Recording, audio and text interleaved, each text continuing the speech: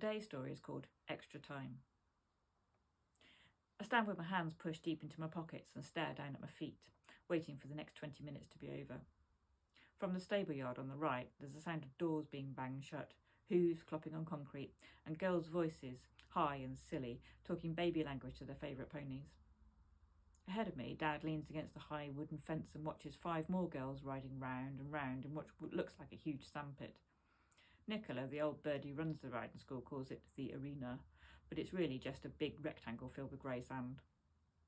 Every time the wind blows, a bit of sand takes off and scatters across the path to the stables, making a mini beach.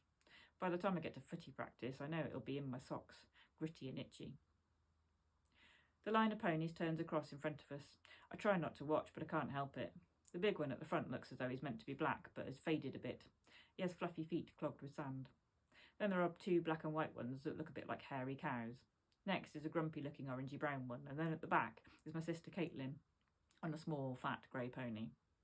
Dad leans towards the fence and gives Caitlin a big thumbs up. "You're doing great," he says. She scowls at him from under her huge borrowed riding hat, which makes her head look like an enormous egg. Nicola shouts, "Trot on!" in her loud, teachery voice. There's a flurry of flapping legs as the girls try to get their ponies to go faster.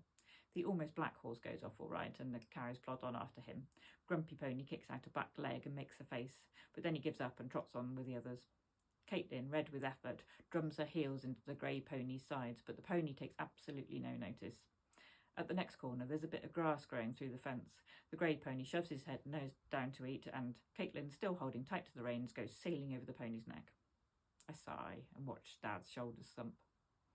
Caitlin falls off pretty much every week, and so pretty much every week I'm late for footy practice because she has to get back on and have another go.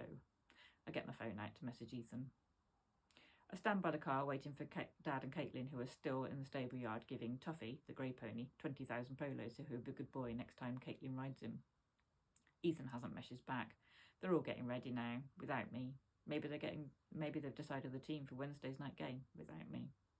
I'm just about to run back to the stable yard and tell Dad and Caitlin to hurry up when a big 4x4 pulls into the yard towing a horse trailer. As the driver turns off the engine, there's a loud neigh from inside the trailer. The driver gets out of the 4x4 and shouts, "Quiet!" Then he pulls down the front ramp and I catch a glimpse of 2 horses inside. One is big and brown, the other is smaller and a lighter colour. A blonde girl, who looks maybe a year or 2 older than me, climbs out of the passenger side of the car. Even in the scruffiness of her riding clothes, she's the sort of girl that Ethan would make comments about. Not quite beautiful, but near enough as to make no difference. She walks up to the ramp, talking to the 2 horses, and unfastens the bar that stops them getting out. The man takes a big brown horse down the ramp and walks off with him towards the stable yard. The girl moves the partition inside the trailer, and I see the other horse properly for the first time. He's not big, maybe the same size as the almost black pony in Caitlin's lesson, but he's standing like he's the proudest creature in all the world, his head held high, stretching out as though he's trying to work out where he is. But the most amazing thing is his colour. It's like he's made of bronze. He comes down the ramp wearing what look like cricket pads on his legs. They must be hard to walk in because he takes huge steps like he's an astronaut walking on the moon. At the bottom of the ramp, he stands for a moment, his coat gleaming in the sunlight, and the girl pats him on the neck. She catches me staring and gives me a smile before leading him off to the yard. I watch him go, and it's like all the breath has been squeezed out of my lungs.